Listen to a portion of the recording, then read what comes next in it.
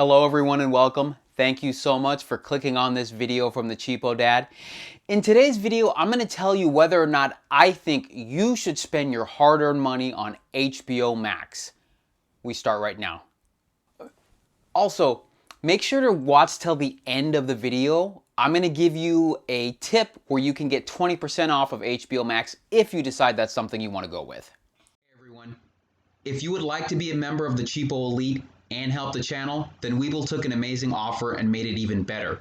Right now they're offering 4 free stocks. Yes, 4 free stocks with the chance for some of those to be Starbucks, Google, Facebook, and others just for opening an account. You get 2 stocks when you open the account, an additional 2 stocks when you fund the account with at least $100. The value of those stocks together would be at least $21, representing at least a minimum of a 21% return on your $100. Talk about not leaving money on the table. We're really in sort of an unprecedented golden era of television right now. Thanks to the streaming wars, there's more competition now than ever before. Us as the consumers are the benefactors. We're benefiting greatly from all this competition and all these streaming new streaming shows. It's forcing everybody to up their game because there's only so many people out there. There's only so many eyeballs, and all these content providers, including YouTube, are fighting for those eyeballs. So as a result, we get better TV. There are no signs of the streaming war slowing down. In fact, 2020 saw more competitors enter the fray. We had some new ones like Quibi, for example, which only lasted a few months. And honestly, in a year when people were at home quarantined, stuck with nothing to do but watch Tiger King, this would have been the year for a service like Quibi to survive, and they didn't.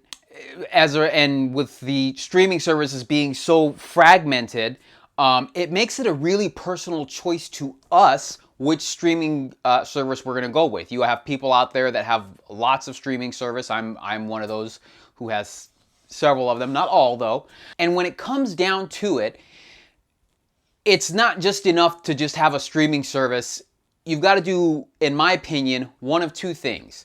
Number one, the streaming service has to be so over the top that they have this massive library and they're providing a whole bunch of content in there. And in it, they have a little bit of something for everybody to where it's worth it.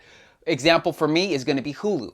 I have Hulu. I am not particularly into any of the Hulu TV shows. They had that show Casual for a while, which I did watch, but I only watched a couple seasons. However, Hulu has so much access in terms of the different television shows that they have. I subscribe to it mainly for that reason. The other example is going to be when one of these streaming services has something that appeals, I mentioned, to our personal taste. For me, take Stranger Things with Netflix, right? Stranger Things is my favorite show. It's probably going to go down in history, who knows, as my favorite show in history. I love it. So no matter what, I'm going to have Netflix because Netflix has Stranger Things. So previously I had mentioned a lot of streaming services coming in, and honestly, I don't think they're all going to survive. As I mentioned before, Quibi didn't survive. But take Peacock, for example, from NBC. That's a new streaming platform. They have some free stuff, but they've also got the one you want is going to be the paid version of it, and I don't know what it is, $5-6 a month, something like that. But I wouldn't touch that thing with a 10-foot pole. They don't have anything I want, right? They got the Saved by the Bell reboot, and I feel like they overplayed their hand a little bit. Here's what I mean. So they've got The Office, and everybody's talking about how, The Office is coming off of Netflix, and it's going on to the Peacock service. And so many people watch The Office on Netflix. It's got this second life to the point where it's having almost more people view it than when it was on the air. And so I feel like, in my opinion, NBC and Peacock was like, oh, well, we've got The Office, and look at all these people that watch The Office, so we're going to have a lot of eyeballs on it. No, absolutely not. I had a conversation with my friends about this months ago when the news had broke about The Office eventually going to Peacock. Here's what I said to them. You don't watch Netflix because it has The Office. You watch The Office because it's on Netflix. And what I mean by that is, it's on there, so it's something you enjoy, you're going to watch it. But you're not going to cancel the service if they don't have The Office, right? And you're not going to go get Peacock just because they have The Office. There's other ways to get it, and if you really want it that bad, you can go buy the DVD, the Blu-ray set for a lot less and save yourself the trouble. So this is what I mean when I say I feel like they overplayed their hand. They don't have, to me, a value proposition that's going to make someone like me, who is a relatively early adopter of streaming platforms, to go and spend my money with them. Not going to happen. This brings us to HBO Max, another service coming in, getting their hands in there. They've been out for a little while. The service is what, $15 a month. Christmas Day, they released Wonder Woman 1984, which was originally meant to debut in theaters, but because of the pandemic, Warner Brothers has chosen to shift their focus. So as a result, you had a lot of people to go over there and get it. Now, here's the thing from me personally. At first glance, I had zero interest in HBO Max. I mean, yeah, they've got such classic series as the original Leprechaun, starring Warwick Davis. I think I'm saying his name wrong, but you know who I'm talking about. And a bunch of other stuff. And yeah, they got, I didn't get to I know they got Game of Thrones and Curb Your Enthusiasm and stuff like that, but that's not going to make me spend $15 a month. Bottom line. However, shortly before it was originally announced that Wonder Woman 1984 was going to go on HBO Max, but it was kind of a one-off. Well, Warner Brothers sort of changed their mind, and now every single movie that was slated to be released in theaters is going to be simultaneously released, both in theaters and on streaming. As a result, for example, Wonder Woman was the biggest post-pandemic box office debut up to this point since the pandemic has been going on. But a lot of people watched it on HBO Max, myself and my family included. We're not quite ready to go out to the movie theater. And I'm not exactly sure when we will be. We will be returning to the movies. I love the movies, but not yet. When you take now all of their movies, just going to name off a few here that are going to be coming out. Excuse me, I've got to look at my notes. I'd already mentioned Wonder Woman 1984. They've got the little things coming out with Denzel Washington and Jared Leto. That one looks awesome. They've got Tom and Jerry, the Schneider cut of the Justice League. Are you freaking kidding me? As soon as I heard that, I was all over it.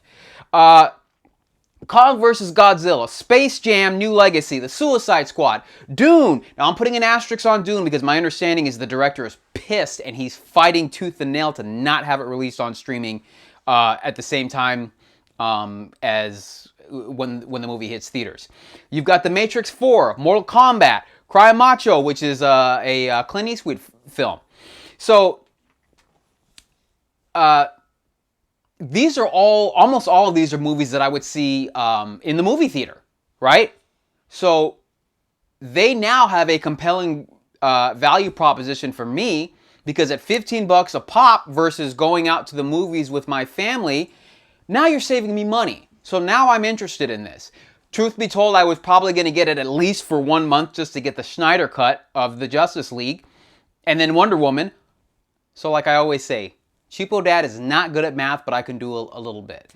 So let me give you a couple of examples here. First of all, as of the second quarter of 2019, so this data is actually from last year, the average ticket price for the movies was $9.26. And that's just for one person, obviously. So if you're going with somebody else, you can at least double that. If you're seeing one movie a month, and again, the caveat is, it has to be one of these movies from Warner Brothers. Are you going to see every single one of were you going to see every single one of their movies? Probably not, myself included. But for example, the ones that I just named off are ones that I would see. Also, now you take the family aspect, and with my family, the movies is one of our favorite things to do. So an outing a lot of times is going to be a family thing. So let's say you take an average family of four. I found this article online, and I'll leave a link to it in the description.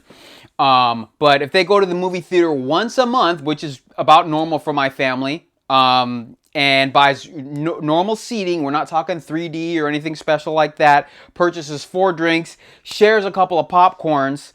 The average cost of that family at the movie theater annually is going to be over $1,600 or around $152 per outing.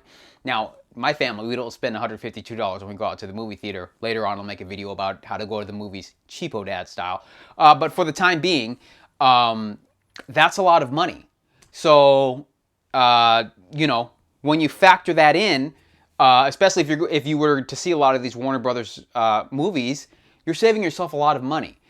Also, I joked earlier about how, you know, I didn't really see much except for they had like the Leprechaun series. But truth be told, they have a lot of good content on there.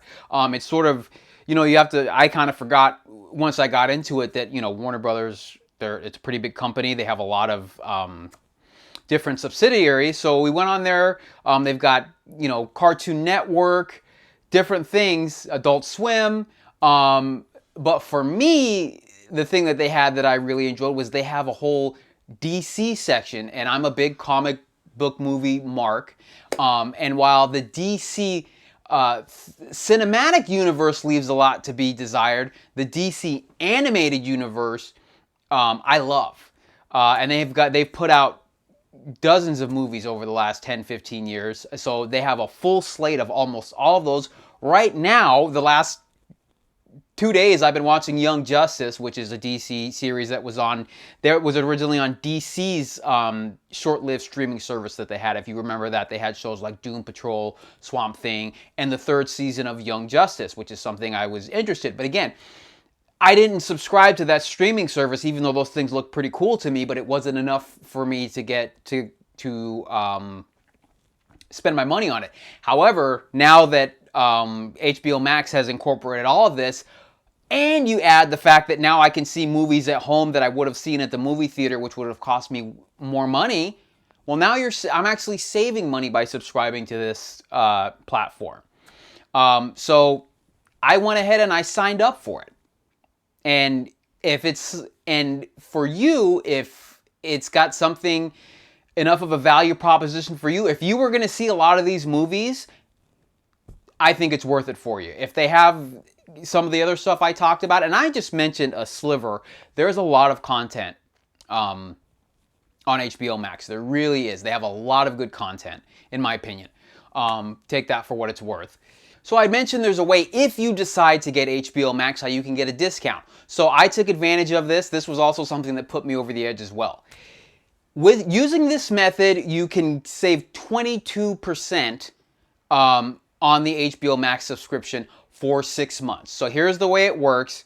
And before the marks in the comments start freaking out, you do have to pay for 6 months up front.